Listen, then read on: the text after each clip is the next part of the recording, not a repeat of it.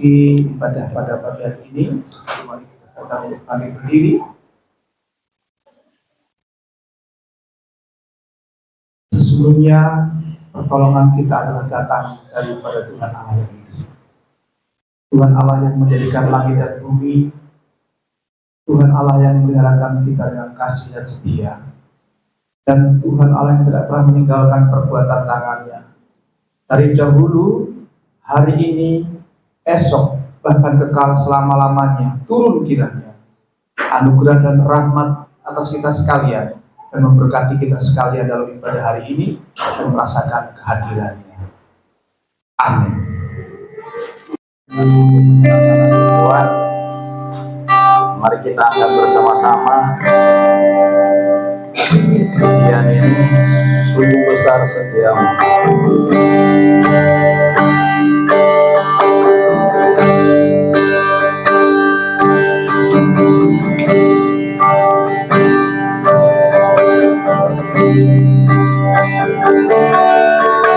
Sungguh besar setiamu,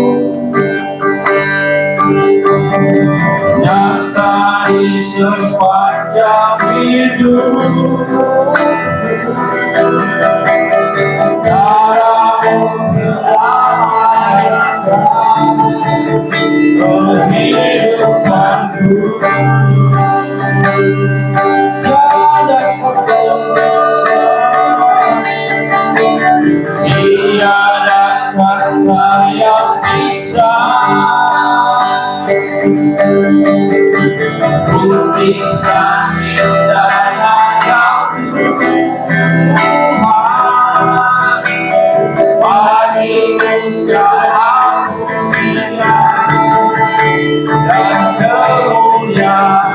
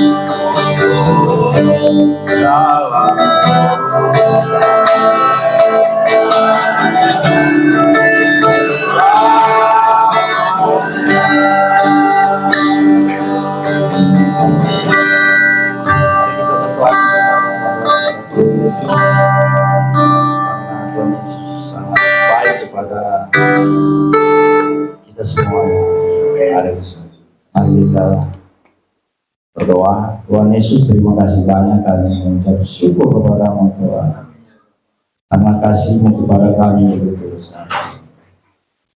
Setiap waktu di mana kami berada, Engkau selalu berada dengan kami, selalu dekat dengan kami. Tuhan Yesus, tak lupa kami mendoakan saudara-saudara kami yang sakit seperti Pak Kris, Pak Tony, Pak Canyang. Kami tidak tahu apa yang mereka rasakan, tapi Tuhanlah yang tahu. Semuanya ini kami serahkan kepada-Mu Tuhan. Biarlah kehendak-Mu terjadilah sesuatu mereka. Karena kami tahu Engkau berkuasa Tuhan. Dengan kuasa-Mu Engkau bisa menyembuhkan saudara-saudara kami. Begitu juga saudara-saudara kami yang lain Tuhan, yang lemah tubuh, yang sakit, Tuhan sembuhkan. Kami memohon majelis-majelis kami yang begitu setia kepada-Mu Tuhan, pada kami juga Tuhan. Mereka terus bekerja sesuai firman Tuhan, sesuai firman kebenaran. Biarlah anugerah yang terbesar ada di dalam pada mereka Tuhan. Bagi saudara-saudara kami, biarlah di tempat ini, bagi yang kami percaya kepada Tuhan, kami serahkan kepada Tuhan, Tuhan berkenan supaya ada mujizat terjadi kepada saudara-saudara kami. Itu yang kami memohon kepada Tuhan.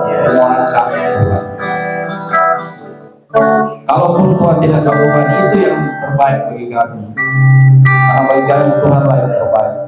Apapun yang terjadi kepada kami percaya itulah yang terbaik bagi kami Tuhan.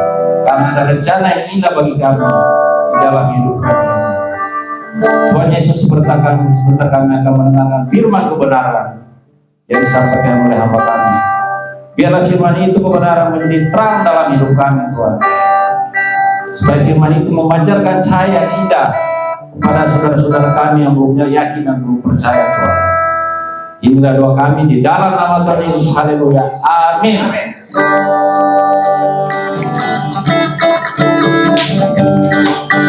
Yesus berkasih Tuhan.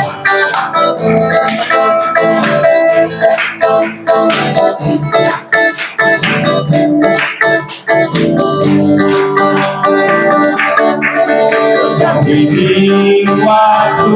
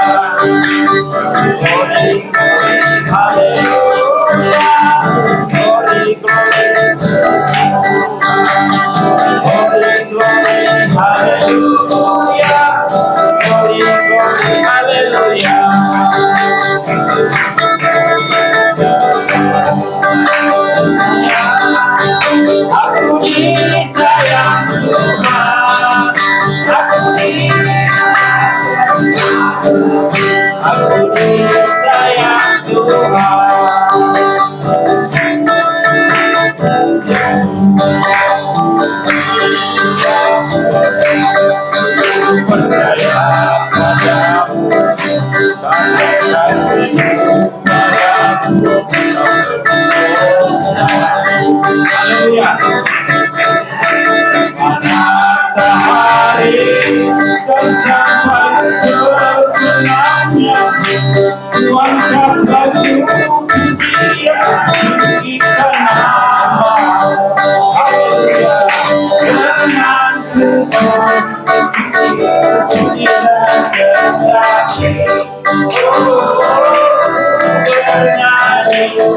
Haleluya, Yesus kasihku.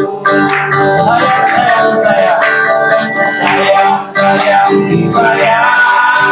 aku disayang Tuhan, aku diangkat jemaat, aku disayang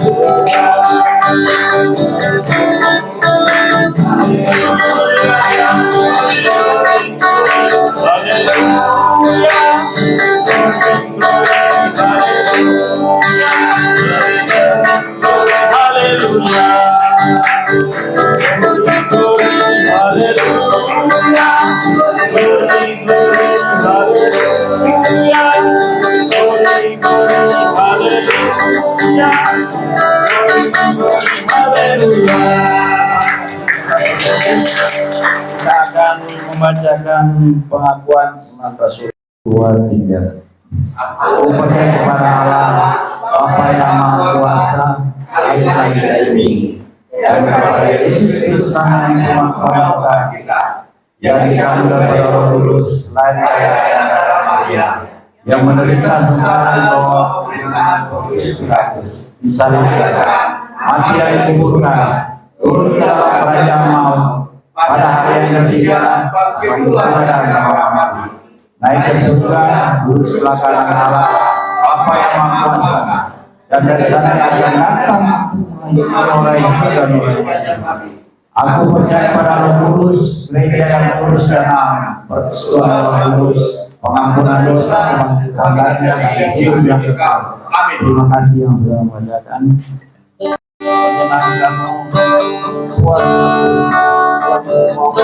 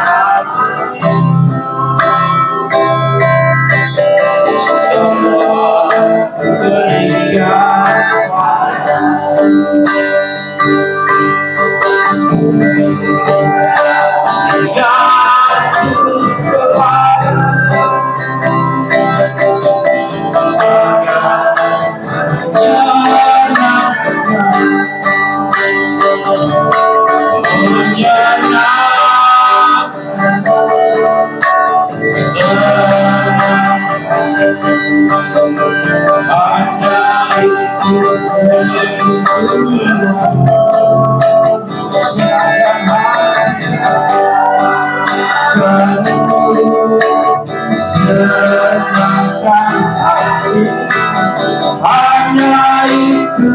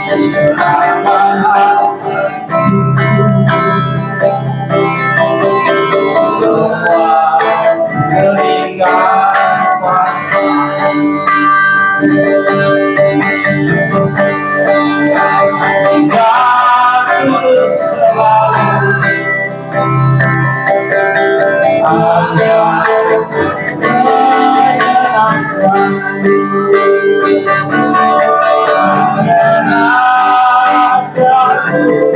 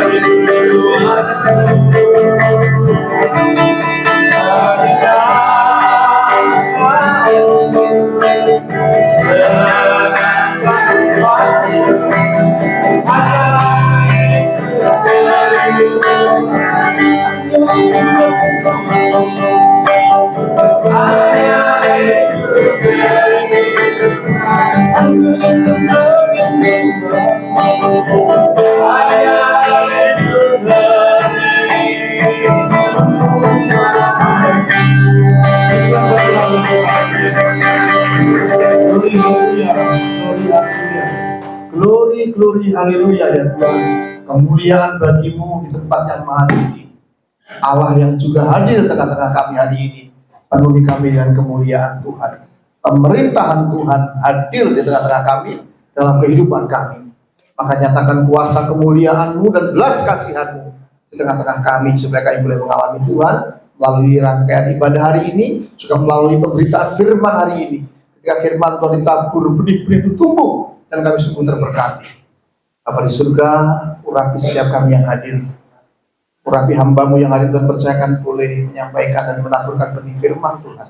Berkata-katalah, berfirmanlah dalam nama Tuhan Yesus, dalam kuat kuasa Roh Kudus. Mematahkan setiap perkara yang bukan dari Tuhan, yang menyesatkan, membelokkan, mencuri, dan membuat kami tidak bertumbuh. Kami patahkan, tolak dalam nama Yesus. Diurapi juga, diberkati untuk mungkin layanan YouTube yang esok lusa didengar dan orang membukanya sungguh mengalami Tuhan. Bapak terima kasih, kami siap mendengar firman Tuhan di dalam nama Tuhan Yesus Kristus. Haleluya, bersama-sama kita katakan amin. Silakan depan Bapak Ibu. Shalom. Wah, luar biasa. Saya nggak berulang, sudah kencang. Wah, hari ini luar biasa, baik puji-pujian maupun kesaksiannya. Saya tidak ada pesanan ini, tapi saya rasa sangat relate dengan yang saya telah siapkan. Saya menyiapkan cukup banyak. Istri bilang jangan lama-lama, saya bilang mereka 1 jam. Bu, saya memberikan tema hari ini sebenarnya dewasa menghadapi penderitaan. Tapi sekaligus penderitaan juga menjadikan kita menjadi semakin dewasa. Boleh saya amin? Amin. Dewasa menghadapi, menyikapi penderitaan, tapi juga sekaligus penderitaan memproses kita menjadikan menjadi semakin dewasa. Ini satu hal kebenaran yang tidak dapat dipungkiri. Tapi ada sebagian orang juga justru dengan penderitaan menjadi hancur, patah, dan menjadi semakin kacau. Ada juga. Tapi orang yang dikasihi Tuhan, anak-anak Tuhan, dia akan semakin tangguh, semakin kuat. Amin. Saya melandasinya dengan firman Tuhan yang saya ambil dari Ibrani pasal 12 ayat 6 sampai 12, lalu Wahyu 3 ayat 19. Walaupun sebenarnya saya tidak membahas ayat-ayat yang kita baca hari ini, saya coba akan menjadi dasar-dasar kita. Alasan kenapa kok jadi orang Kristen itu tidak pernah dijanjikan jalan mudah. Menjadi orang Kristen, menjadi anak Tuhan, percaya Yesus, tidak dijanjikan dengan jalan mulus dan bertabur wangi bunga atau wangi parfum. Kadang-kala juga banyak hal yang kita lalui tidak sesuai dengan apa yang kita pesan, tidak sesuai dengan apa yang kita inginkan, dan tidak sesuai dengan apa yang kita harapkan. Seringkali malah senjang jauh, malah kadang-kala bertolak belakang gitu Bapak Ibu. Baiklah, boleh ditampilkan Ibrani pasalnya yang ke-12 ayat 6 hingga ayat 12.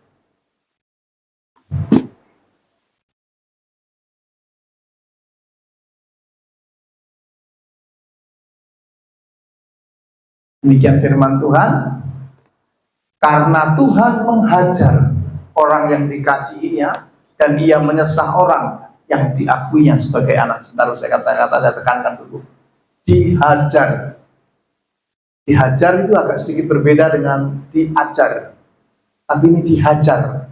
Dalam hajaran itu juga ada proses ajaran, tapi lebih lengkap karena ini dihajar. Kalau ajar kan cuma ngomong ya, tapi hajar itu sekaligus dengan mungkin dengan tindakan. Dihajar. Sekali lagi, karena Tuhan menghajar orang yang dikasihinya, dan ia menyesat orang yang diakuinya sebagai anak. Lanjut. Sampai 12. Jika kamu harus menanggung ganjaran, Allah memperlakukan kamu seperti anak. Di manakah terhadap anak yang tidak dihajar oleh ayahnya? Lanjut. Tetapi jikalau kamu bebas dari ganjaran yang harus diderita setiap orang, maka kamu bukanlah anak, tetapi anak-anak gampang. Selanjutnya, dari ayah kita yang sebenarnya kita beroleh ganjaran, dan mereka kita hormati. Kalau demikian, bukankah kita harus lebih taat kepada Bapa segala roh, supaya kita boleh hidup?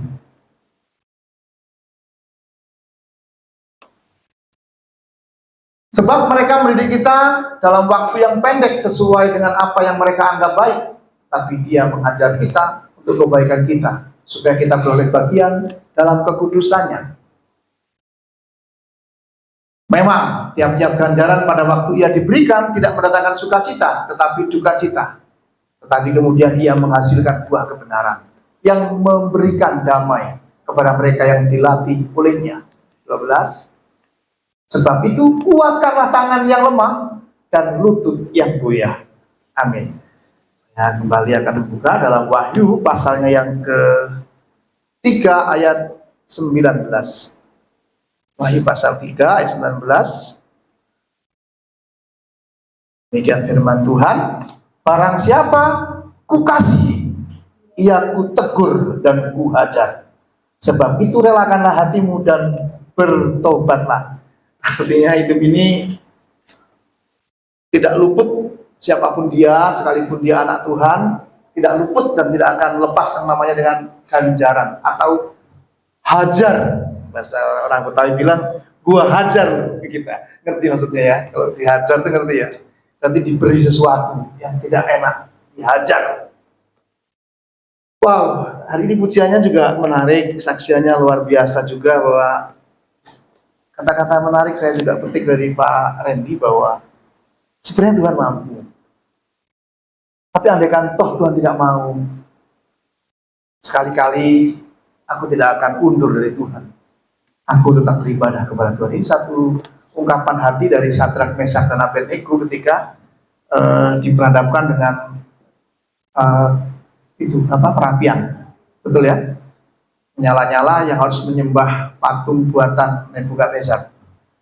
Maka, ya Tuanku, jika Tuhan kami mampu untuk menolong kami, sebenarnya mampu gitu kira-kira ya. Namun andaikan toh Tuhan tidak menolong kami, sekali-kali kami tidak akan menyembah patung buatan tangan Tuanku, dan aku tetap beribadah kepada Tuhan. Ini satu kualitas iman yang sudah dibentuk menjadi karakter sebagai anak Tuhan atau hamba Tuhan atau umat Tuhan. Dia sudah mengkarakter, sudah menjadi jati dirinya, sudah menjadi dirinya, hidupnya, menghidupi karakter itu sudah melekat menjadi watak karakternya. Ini nggak gampang digoyahkan ya, bukan cuma sekedar menjadi ikut-ikutan, tapi menjadi satu menjiwai, sudah menjadi karakter. Ini perlu proses bentuk. Kalau tadi Cibu Jandi katakan bahwa juga aku mau Tuhan, aku mau menyenangkanmu ya. Ini juga nggak gampang ya. Kita mau jadi anakmu, hatinya juga mau dibikin murni seperti emas. Berarti butuh proses, butuh pengujian. Ayub berkata, jika aku diuji, maka aku akan timbul seperti emas. Jadi tujuan ajaran, tujuan penderitaan, tujuan kesusahan juga, selain mungkin untuk introspeksi, ada kita mungkin punya kesalahan untuk bertobat, tadi kayak kata Wahyu, tapi sekaligus juga batu uji untuk kita dimurnikan. Menguji juga kesungguhan kita, iman kita, ketulusan iman kita. Baiklah, sebenarnya ayat yang di atas ini saya hanya untuk menekankan bahwa sesungguhnya menjadi orang Kristen tidak pernah dijanjikan untuk menjadi punya masa depan yang selalu cerah gilang gemilang gitu ya. Tapi janji Tuhan yang begitu. Aku merancang hari depan penuh harapan, dan bukan rancangan kecelakaan, tapi rancangan damai sejahtera. memberikan hari depan yang penuh dengan harapan. Ini oke, ini betul. Tapi sekali lagi, hari-hari yang kita lalui tidak selalu, tidak semulus bahwa seolah semuanya langit cerah terus, terang benderang. Kadang-kala juga kelabu, betul ya? Ada yang lagi kelabu? Saya lihat wajahnya pada kelabu. Kalau gitu saya mau bertanya, di sini ada yang tidak bermasalah? Semua. Saya lihat muka bermasalah semua. Itulah masalah. Masalah itu karena sesungguhnya apa yang kita harapkan tidak sesuai dengan kenyataan, itu masalah. Penderitaan juga sama. Apa yang kita inginkan ideal, tapi ternyata yang kita lalui, yang kita nikmati ternyata tidak sesuai dengan apa yang kita harapkan. Ini juga penderitaan, menderita kita berharap si A menjadi pacar kita, ya kan? Ternyata dia berpacaran dengan sahabat kita, menderita nggak? Menderita. Saya mencintai si Bagong, ya kan? Ternyata si Bagong dipacari oleh si Yanti, kan gitu ya? Ada Yanti, ada Bagong, pasti nggak ada. Aman. Tapi menderita itu. Kita menaksir seseorang, ternyata seseorang ditaksir dan ternyata menjadi pacar sahabat dekat kita. Itu menderita. Kalau nggak percaya, tonton drama Korea. Biasa sedih. Kalau yang kita cintai diambil orang, ini menderita. Maka hidup ini tidak luput masalah. Jadi sekali lagi, menjadi orang Kristen lantas tidak dijanjikan selalu baik-baik saja, atau semua sukses, semua makmur, kerja ini berhasil ya. Kita lagi cuma baru merem sebentar, datang duit gitu ya. Kita doa puasa, greng petik kita baru greng, belum nyanyi, ketok pintu, ini bohong. Bohong orang itu tipuan. Beriman itu harus belajar mempunyai karakter yang terus bertumbuh. Awal-awal mungkin pernah, betul kita mengalami, sekali waktu kita pernah mengalami lah keajaiban yang sifatnya di luar nalar kita gitu ya. Kita benar-benar sedang membutuhkannya, dan kita benar-benar jalan buntu, tidak bisa berbuat apa-apa juga. Sekali waktu ada berkat yang memang tiba-tiba dari seseorang yang kita nggak pernah pikirkan. Saya setuju sekali waktu terjadi. Ketika kami membangun gereja belum lama, tahun lalu membangun gereja kami memang dibangun dengan uang yang sangat minim, tapi harus dibangun karena tempat tidak mencukupi untuk kami beribadah. Sehingga memaksakan diri, uang hanya cukup kalau beli bahan, nggak bisa bayar tukang. Kalau bisa bayar tukang, nggak bisa beli bahan, kan bingung. Tapi kami melangkah dengan iman. Ini betul. Tapi beriman sekaligus berupaya, berusaha dengan berbagai cara untuk mencari dana. Namun demikian, satu keajaiban yang saya pernah alami. Saya pernah di WA oleh seseorang yang saya simpan namanya, sampai nama ini saya pun nggak ada. Nama ini saya simpan dengan nama Adi IAKN, ternyata bukan. Dia WA segala macam, telepon saya tidak tanggapi. Karena saya berpikir sekarang kan banyak model-model penipuan Bapak Ibu ya. Malah ada satu handphone memberikan WA kepada salah satu ketua pemuda kami, suruh bikin RAB segala macam. Akhirnya itu hanya dipakai untuk penipuan. Maka saya nggak terlalu tanggapi. Sekali waktu dia hanya WA, Pak, saya hanya ingin berbagi untuk jemaat Bapak. Ini situasi lagi deadlock, lagi benar-benar tidak ada jalan. Lantas, ya sudah, kirim rekening, saya kirim rekening. Saya kirim rekening GJKI tentunya, kirim jajaran rekening saya, kalau rekening saya hilang. Saya kirim rekening gereja, dan dikirim tidak banyak, memang cuma 2 juta. Cuma 2 juta bahasa kita. Tapi itu sungguh sangat penting. 2 juta itu kalau diberikan semen, itu jadi beberapa sak luar biasa. Dan sebagainya, artinya memang cuma sekali itu dia beri. Tapi betapa kalau Tuhan mau memberi dengan caranya berbagai cara. Tapi jangan pernah menghayal nih. Jangan pernah berharap demikian terus keajaiban seolah semuanya mudah. Karena jadi orang Kristen tidak pernah diizinkan untuk selalu berpikir semuanya seolah mendapatkan dengan mudah. Tapi harus dengan kerja keras dan upaya yang sungguh-sungguh. Tidak semua rangkaian itu mudah. Ini hanya salah satu, pernah ada keajaiban, tapi tidak selalu. Sekali-kali betul. Situasi sudah nggak mungkin, Tuhan bikin mungkin. Tapi kita tidak boleh mengharapkan yang hanya yang mustahil-mustahil yang tidak mungkin dulu. Tidak boleh. Harus berupaya gitu ya Bapak Ibu ya. Kalau ada yang berpikir kita harus santai-santai nanti dapat berkat, itu penipuan. Itu membuat kita jadi rapuh, menjadi cengeng, menjadi menderita, dan menjadi akhirnya banyak masalah. Karena kita nggak pengennya mudah, padahal Tuhan berpinginnya kita harus gigih. Baik, saya sebenarnya ingin membahas beberapa catatan saya tentang kehidupan orang percaya atau orang beriman. Saya beri contoh yang cukup ekstrim, yaitu atau Pak Ayub sebenarnya. Ya, kadang kita untuk memahami satu penderitaan memang harus mengalami dulu, baru kita bisa mengerti itu apa penderitaan. Pernah mengalami?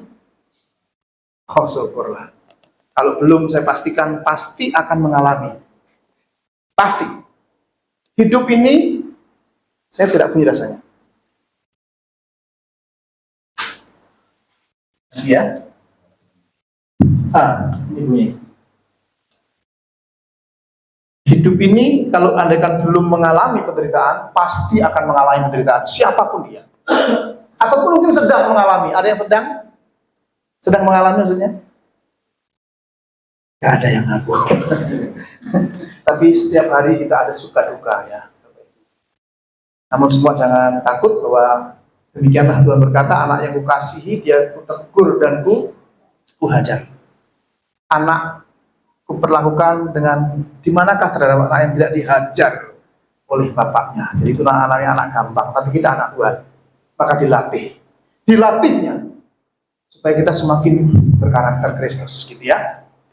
Maka hari ini saya coba melihat yang pertama ya, saya lihat ada beberapa pemahaman yang keliru tentang penderitaan, termasuk tentang cerita Ayub ini kita boleh belajar. Yang pertama, ada orang yang menganggap bahwa orang yang menderita itu tidak boleh ngomel ya. Atau ketika dalam penderitaan kita nggak boleh mengeluh. Ada yang menganggap begitu. Kira-kira Bapak Ibu setuju atau tidak bahwa kalau lagi menderita nggak boleh ngeluh? Nggak boleh ngomel. Ada nggak? Itu keliru. Jadi boleh ngomel, boleh ngeluh, boleh kasih terang-terangan aja nih ngomel. Boleh atau tidak boleh? Boleh, setuju. Ngeluh saja, nggak apa-apa. Ngomel saja, waktunya ngomel. Jangan pura-pura nggak ngomel padahal nggak, kalau ngeluh. Itu lumrah manusia ya. Termasuk Ayub itu juga ngomel dia. Ya, dia ngomel yang ngeluh juga. Jangan takut untuk mengeluh. Keluhkan kepada Tuhan. Ngeluh kepada Tuhan nggak apa-apa. Ngeluh kepada sahabat, sampaikan kepada suami. Istri kepada suami, suami kepada istri. Jangan istri ngeluh kepada suami orang lain, jangan. Apalagi ngeluh di status, jangan. Ya, jangan, itu nggak pada tempatnya. Mengeluhlah kepada tempat yang benar. Kepada pendeta, mungkin pendeta itu tempat keluhan Yesus. Boleh datang ke pendeta, sampaikan keluh kesahnya, ceritakan. Setuju? Biar kapok tuh pendeta. Tapi sahabat, dengan siapapun kita harus menyampaikan keluh kesah kita. Boleh kok. Jadi jangan salah paham Bapak Ibu ya. Nggak harus ngeluh-ngeluh, selalu ngeluh juga nggak boleh juga. Ada kita mesti kalau tiap hari ngeluh, ketemu ngeluh, pasti mau ngeluh. Jangan juga. Jadi sekali waktu kalau kita datang dengan keluhan, sekali waktu kita dapat berkat juga datang membawa kopi, gitu betul Bapak Ibu. Membawa kopi sama mungkin risol atau mungkin dengan pastel ya. Apa itu yang ada mayones, apa namanya? Risol mayones, betul ya? Bawa 2 biji ya buat Pak Pendeta sama Ibu Pendeta.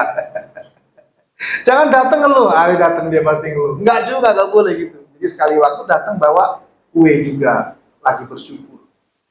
Ya baik. Yang kedua, mengira bahwa orang diberi kekayaan atau kesuksesan atau keberhasilan karena ketaatan kepada Tuhan. Ini juga hal yang sangat bertolak belakang dengan kebenaran firman Tuhan.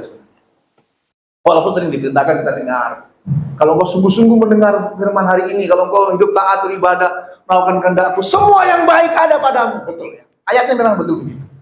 Tapi firman Tuhan sebenarnya tidak mengajarkan itu menjadi motivasi kita, bukan. Karena banyak orang bermotivasi, dia datang ke gereja, dia beribadah, dia melayani supaya jadi kaya. supaya diberkati bertambah-tambah, ya tambah berat badannya, tambah anaknya, tambah ya pacarnya dan sebagainya. Salah. Itu juga bukan jadi motivasi. Motivasi yang benar adalah tulus. Maka pertama-tama menjadi pemicu atau melatar belakangi penderitaan seorang hamba Tuhan yang bernama Ayub itu, kita lihat dari Ayub pasal 1 ayat 8. Mohon tampilkan. Saya nyari juga. Ayub pasal 1 ayat 8 ini awal mula penderitaannya. Latar belakangnya ya. Demikian firman Tuhan, Ayub 1 ayat 8. Lalu bertanyalah Tuhan kepada iblis, apakah engkau memperhatikan hambaku Ayub? Sebab tiada seorang pun di bumi seperti dia, yang demikian saleh dan jujur, yang takut akan Allah dan menjauhi kejahatan. Sempurna, amin. Kita masih suka mendekati kejahatan nggak? Ada yang menjauhi kejahatan, kita sering mendekat-dekat, istilahnya rempet-rempet dengan kejahatan. Ya, betul gak ya? Setuju gak? Tapi Ayub tidak. Dia menjauhi kejahatan. Tidak ada kejahatan dalam hatinya. Bahkan diteruskan dia yang jujur. Dia saleh. Dia beribadah. Lihat enggak hambaku Ayub? Jadi kebanggaan Tuhan. Tuhan bangga dengan anaknya. Tuhan bangga dengan saudara. Tuhan bangga dengan hambanya. Maka karena kebanggaan inilah akhirnya dari sisi iblis-iblis berpikir begini. Terang saja si Ayub beribadah. Oh, terang saja si Bagong itu setia ibadah dan melayani. Karena Tuhan berkati semua yang baik. Usahanya diberkati, anak-anaknya diberkati, istrinya diberkati, cantik terus sampai umur 90 tahun. Ya, misalnya. Ajaib. Cantik terus istrinya, betul gak? Pastilah dia beribadah. Karena iblis berpikir orang beribadah motivasinya hanya untuk supaya sukses. Iblis berpikir, mempunyai pola pikir orang mau beribadah dan melayani sungguh-sungguh hidup saleh supaya hidupnya makmur. Dan ini diangkat menjadi satu teologi, teologi kemakmuran. Dan ini keliru, ini bertolak belakang dengan firman Tuhan. Sementara sisi pandang Tuhan meyakini bahwa dan Tuhan akan membentuk, memproses satu karakter ilahi dalam diri umatnya, dalam diri hambanya, anak-anaknya, bahwa hambaku, anakku, umatku akan tetap beribadah kepadaku, tetap akan menjaga hidup saleh dan soleh, menjaga hidup benar, menjauhi kejahatan dan jujur dan tulus, beribadah bukan karena ada udang di balik bakwan. Bakwan apa? Suka makan bakwan udang berarti. Bukan. Tapi dia tulus karena dia umatku. Aku juga tulus. Maka umatku pasti tulus. Ibadah dengan tulus, tidak punya harapan macam-macam. Tidak menjadi harapan juga sekedar pencitraan, tidak. Karena umatku, hambaku, anakku pasti ibadahnya tulus. Kalau dia melayani tulus, bukan karena uang, bukan karena kesuksesan, bukan karena menjual ibadah buat kekayaan, memperkaya diri. Bukan. Boleh berkata amin? Saya anggap setuju dulu. Baik. Tapi kita juga lihat dari sisi teman-temannya. Kalau kita baca Ayub itu, pada sisi teman-temannya menganggap. Ini teman-teman Ayub nih, menuduh Ayub. Setiap orang yang mengalami penderitaan, setiap orang yang mengalami kesusahan, pasti dia berdosa. Pasti dia orang jahat. Sehingga Ayub dituduh, dosa apa yang kau sudah buat? Bertobatlah. Nah, seringkali memang penderitaan itu juga sebenarnya ada beberapa pelajaran. Yang pertama-tama bisa mendekatkan orang yang sungguh-sungguh umatnya, dia akan justru mendekat. Karena ada yang penderitaan, dia mendekat dan mencari Tuhan. Ini tanda-tanda dia umatnya Tuhan, tanda-tanda dia hamba Tuhan, tanda-tanda anak Tuhan. Begitu dengan cara dia akan mendekat kepada Bapaknya, mendekatkan diri Tuhan. Yang kedua, ada pelajaran bahwa akan menyadari bahwa Tuhan memahami, Tuhan menyadari, Tuhan menyertai dari kenyataan Tuhan. Ada kehadiran Tuhan dalam hidupnya sekalipun dalam keadaan yang menderita. Yang ketiga, ada berkat bahwa dengan penderitaan biasanya orang-orang yang hamba Tuhan, orang-orang yang anak Tuhan atau orang-orang umat Tuhan pasti ada teman-teman sahabat yang datang. Setuju? Karena hamba Tuhan, anak Tuhan, sahabat Tuhan, kekasihnya Tuhan, pasti begitu ada orang lain yang menderita dia akan datang juga hadir untuk ambil bagian, berempati, merasakan penderitaan orang lain.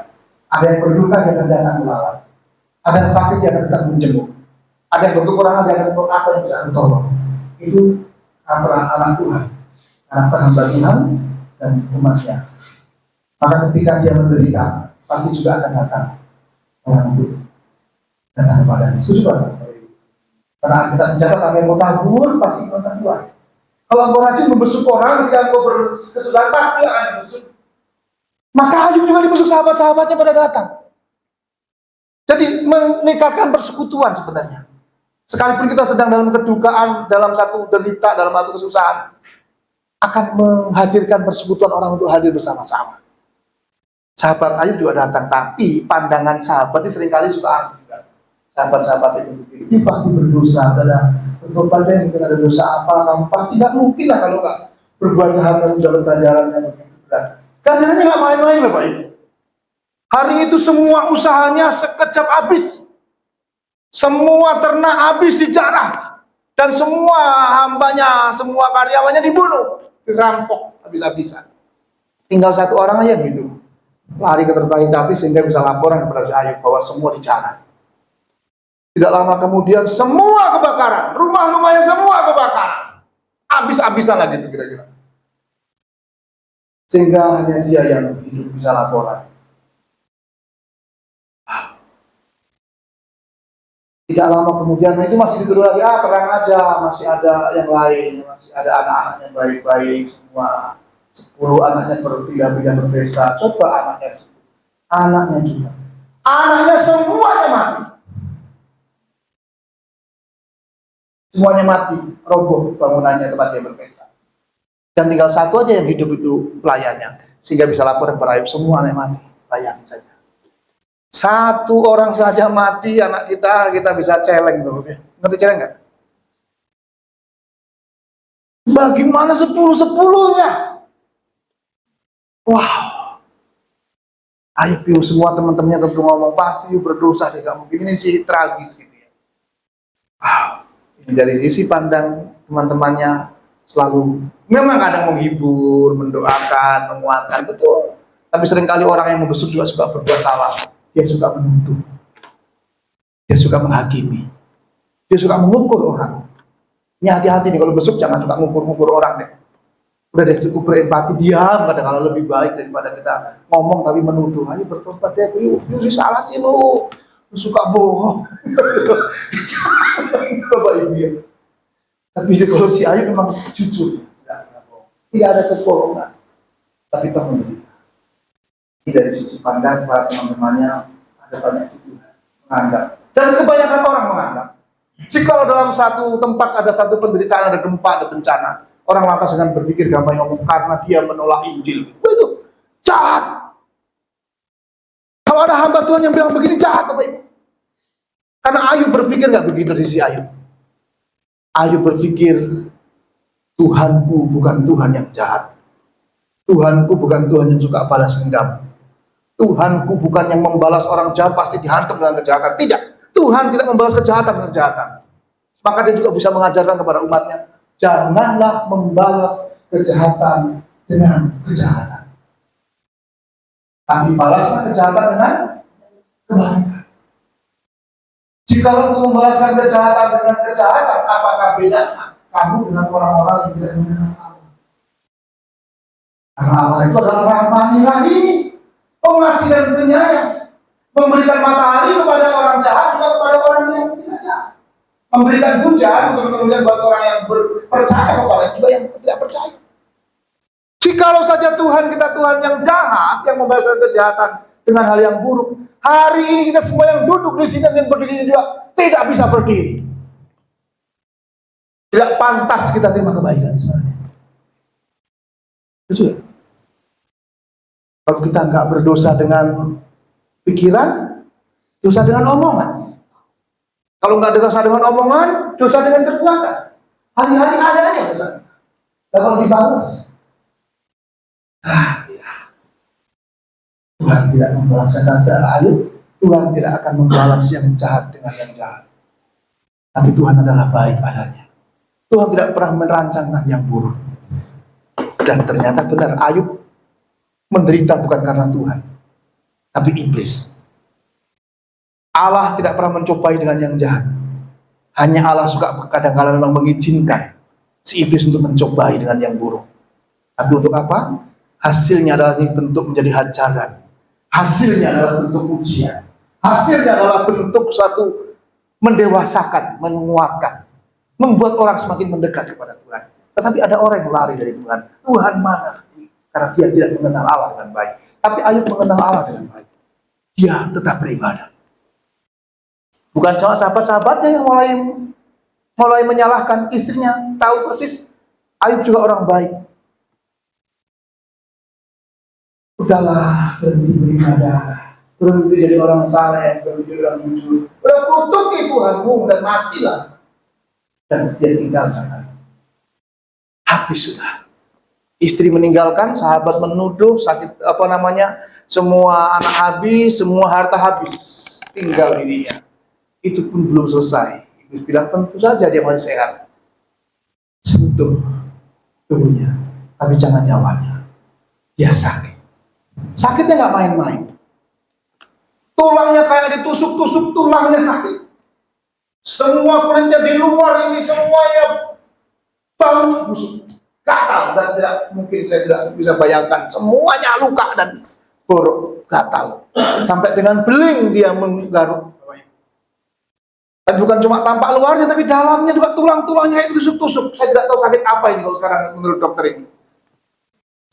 Mungkin ada rematik gitu, sakit tulang Bapak Ibu ya, encok-encok gitu mungkin ada di sini. Asam urat kan? Gitu kira-kira. Kalau asam urat cuma satu tempat, ini mah tulang-tulangnya sakit semua. Luar biasa. Toh demikian Ayub tetap beribadah kepada Tuhan. Karena Tuhan tidak akan membalaskan yang jahat dengan yang jahat. Ini satu pemahaman luar biasa. Sampai sekali waktu karena teman-temannya semua menuduh, Ayub juga ngomel. Ibu kita baca ayat seterusnya. Boleh baca kitab Ayub. Dia ngomel. Kamu boleh, kalau ada wasit, tolong cari wasitnya. Ayo, cari wasit. Cari wasit.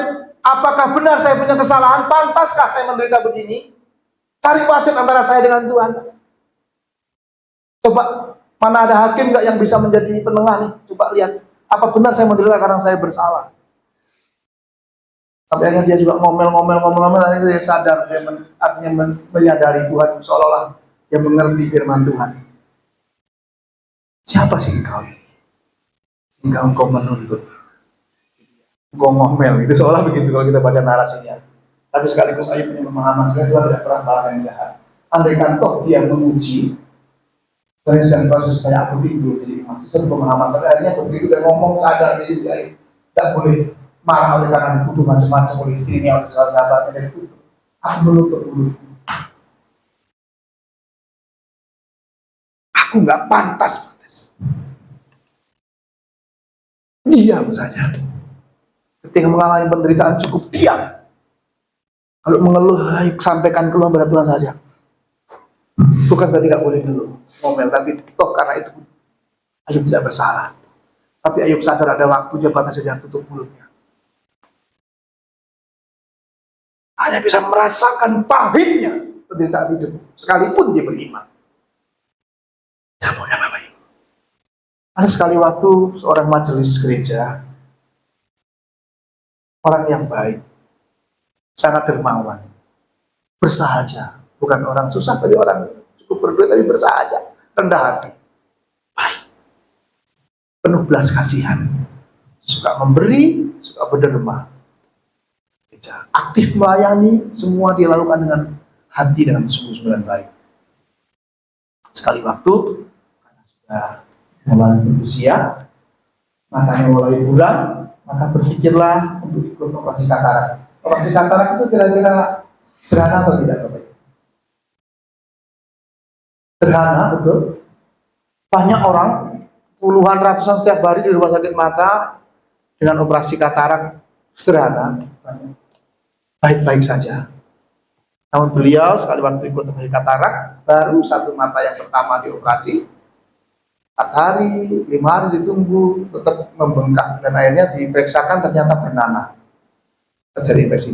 Dioperasi lagi, diperbaiki sekali, besok tetap bernanah, 3 kali bernanah, 4 kali dokter angkat tangan. Dokter juga tidak mengerti bagaimana ini. Akhirnya dokter menyarankan untuk operasi cangkok kornea. Ibu ini, majelis ini dia di kamar dan juga mengeluhkan kepada hamba Tuhan tentunya. Doanya dengan teriak, nyaring dia di kamar, dia berteriak, dan suaminya mendengar. Tuhan, tidak adakah orang yang lebih jahat dari saya di dunia ini sehingga saya harus mengalami seperti ini? Kadang-kadang kita tidak mengerti. Kadang-kadang juga kita tidak sanggup menerima penderitaan yang sebenarnya. Kalau kita mengukur, aduh, bukankah lebih banyak orang yang lebih jahat dari kita? Ini yang manusiawi, Bapak Ibu. Tuhan. Jikalau memang dengan tekun seperti Ayub, seperti masih sini jalan menunggu dapat donor kornea, operasi dan kembali oleh batu, memang tidak mudah. Tetapi bagi orang yang menjalin percaya kepada Tuhan dan tidak putus asa dan tidak ada kata menyerah, kita akan berjuang. Demikian juga Ayub, dia tekun, tetap tekun, tidak putus asa dan tidak menyerah dan tidak undur dari Tuhan, dan akhirnya dipulihkan. Tentu dia akan tetap berupaya kembali, semangat kembali, menyemangati diri, menyemangati istrinya, dia usaha kembali, usahanya ditambahkan. Kalau dilihat di Ayub terakhir, usahanya ditambahkan 2 kali lipat. Punya anak lagi, ya mungkin juga belum tentu 20 kalau nggak disebut, tapi hidupnya kembali berhasil. Nanti semangatnya tidak benar. Namun di ayat terakhir saya mencari, tetap tidak ditulis bahwa penyakitnya sembuh.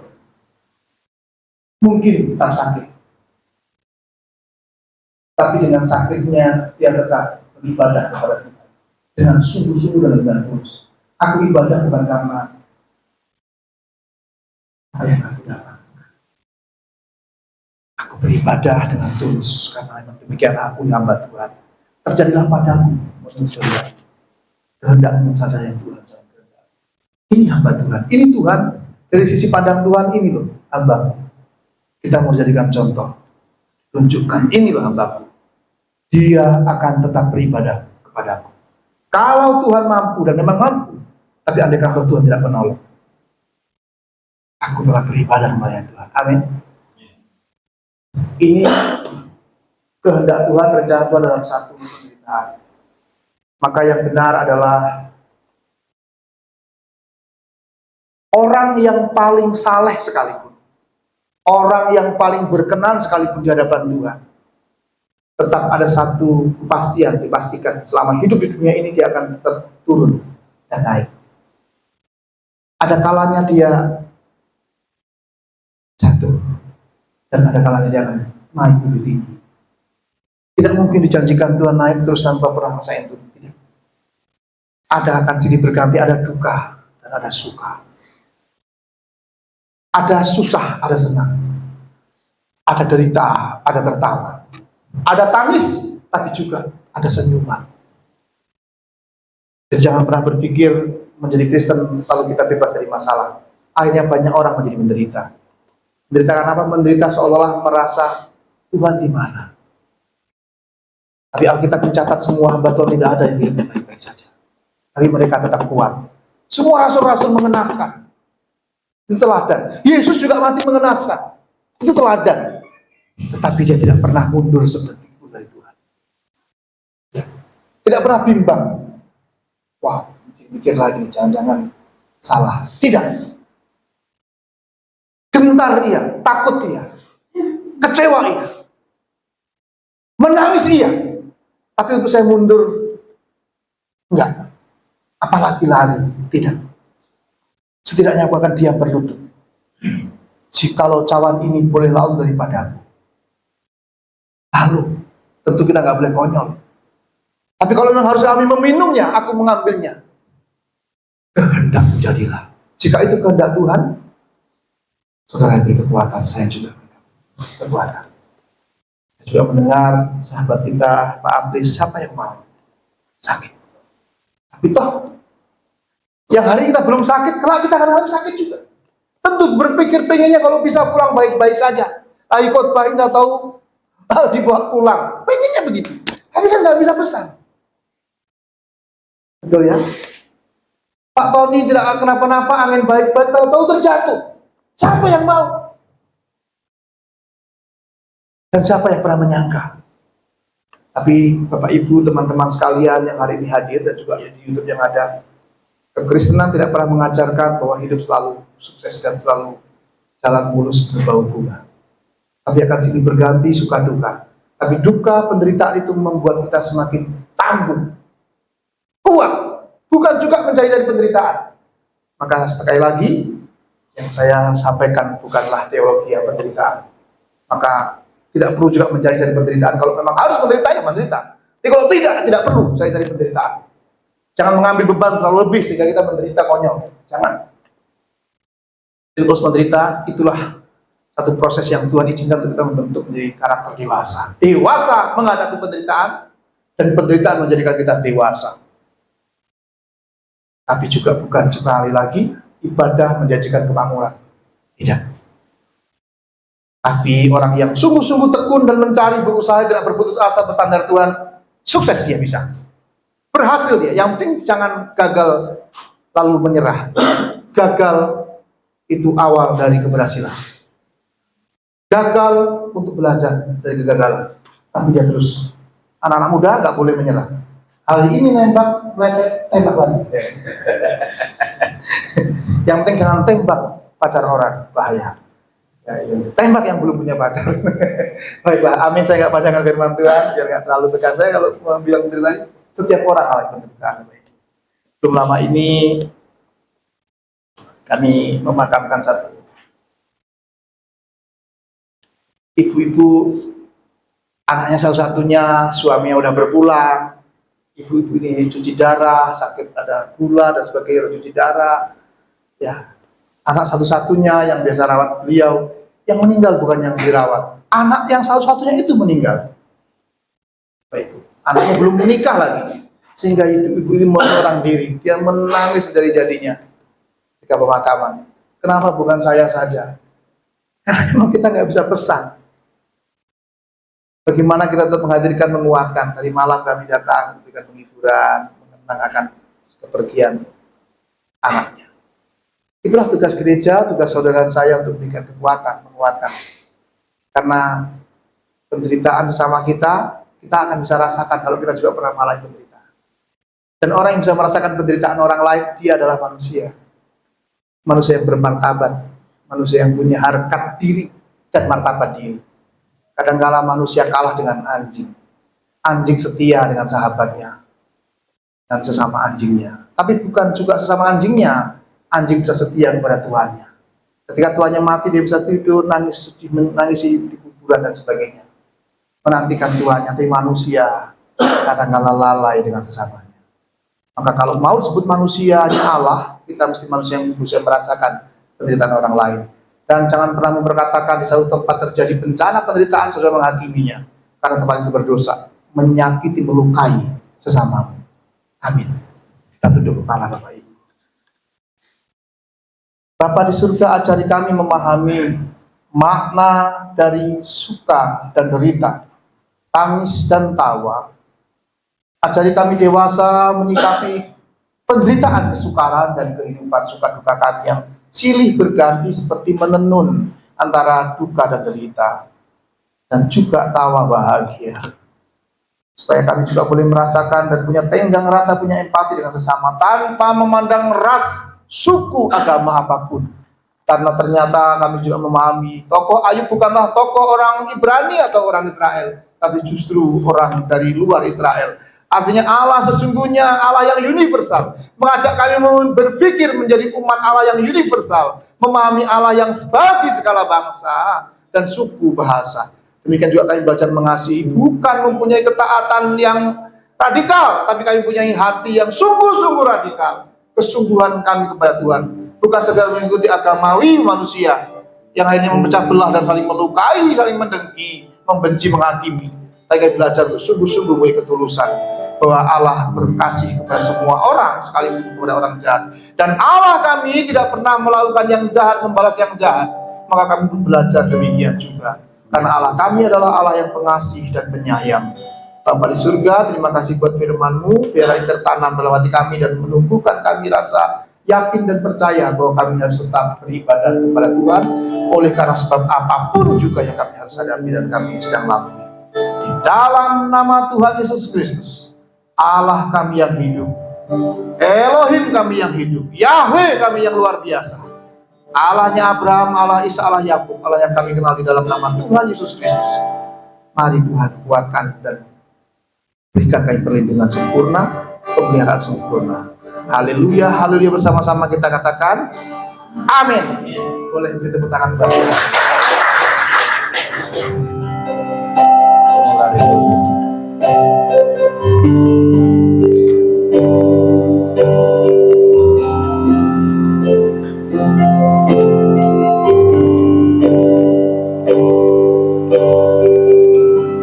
Inilah rinduku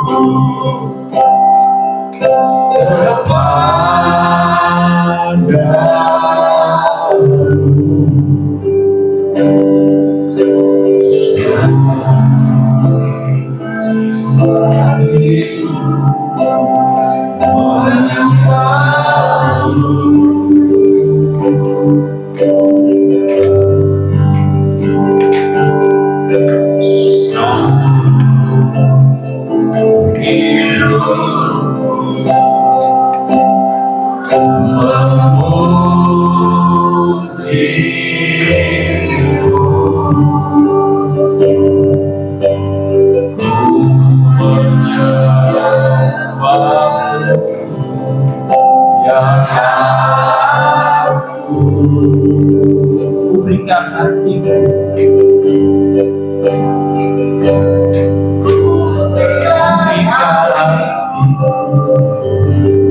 dan jiwaku, semuanya bagimu di dalam hidupku, di setiap waktu. Nyatakan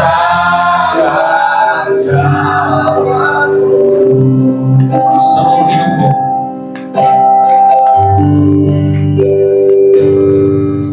seluruh hidupku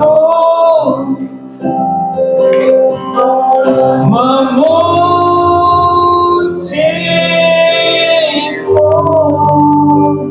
menyembahmu. Ku menyembahmu, ya Allahku. Ku berikan hatiku,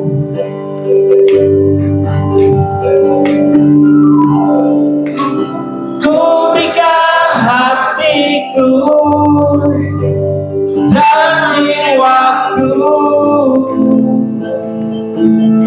semuanya bagimu di dalam hidupku, di setiap waktu. Nyatakan jalanmu. Sekarang kita angkat lagu. Inilah hidup. Inilah rinduku.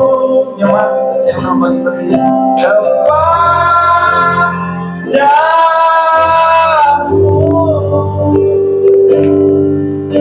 sekarang hatiku menyembahmu,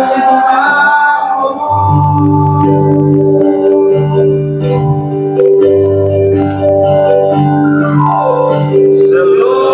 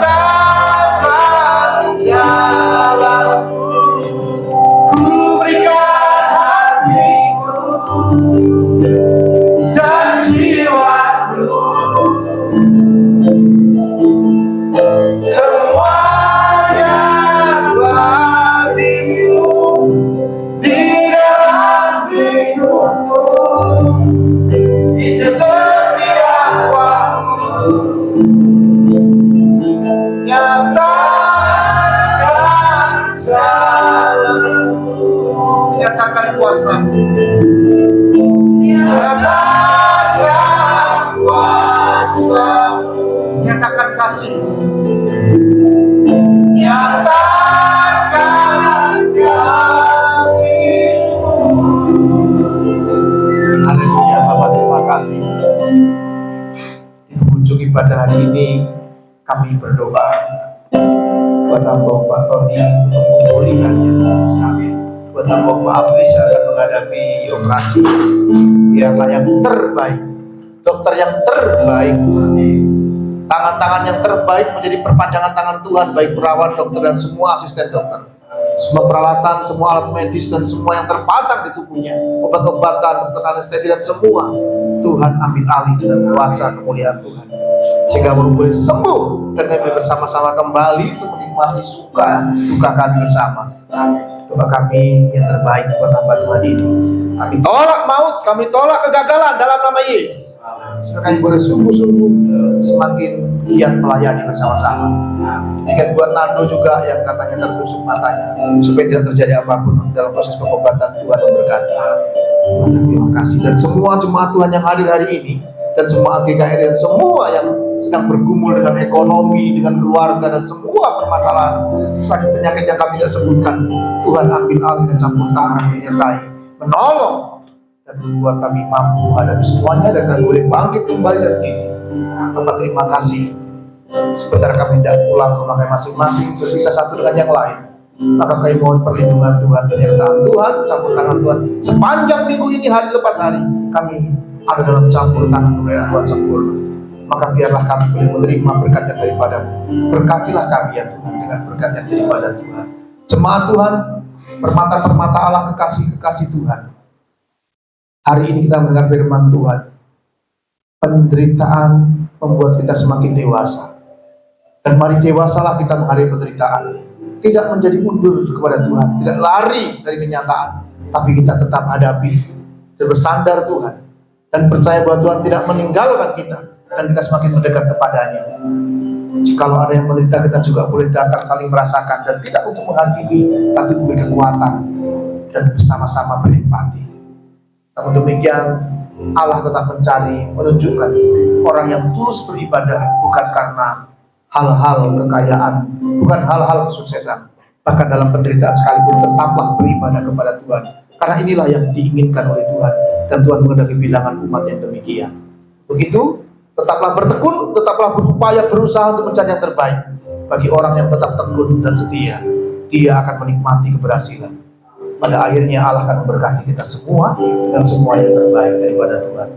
Begitu, mari kita menjadi pelaku firman, menjadi berkat, menjadi garam, menjadi terang dan menjadi saksi Kristus dimanapun saudara ada dan dimanapun Tuhan menempatkan saudara dan saya. Dan marilah kita mengarahkan hati kita untuk boleh menyambut berkat yang berasal daripada Tuhan. Oleh karena Tuhan memberkati engkau dan melindungi engkau, Tuhan menyinari engkau dengan wajahnya dan beri engkau kasih karunia. Sesungguhnya Tuhan mengarahkan wajahnya kepadamu dan beri engkau damai sejahtera. Maka diberkatilah seluruh kehidupanmu, diberkatilah seluruh keluarga, diberkatilah pekerjaanmu, usahamu, studimu, pelayananmu, kesehatanmu, bahkan seluruh kehidupanmu sehari lepas sehari. Sesungguhnya Tuhanlah yang campur tangan, maka engkau dibuatnya beruntung, sebab Tuhanlah andalanmu dan Tuhanlah sandaranmu. Maka kiranya berkat kasih karunia adalah datang dari Allah Bapa, cinta kasih sayang pemeliharaan sempurna di dalam nama Tuhan Yesus Kristus, serta penyertaan kuat kuasa Allah dalam kuasa Roh Kudus yang membimbing, menuntun, menolong kita, mengajar kita untuk menjadi pelaku firman dan mengerjakan segala sesuatu seturut dan kehendak dan rencana Allah. Kiranya terjadi dalam kehidupan saudara dan saya mulai hari ini, esok, bahkan kekal selama-lamanya. Di dalam nama Yesus bersama-sama kita katakan, amin.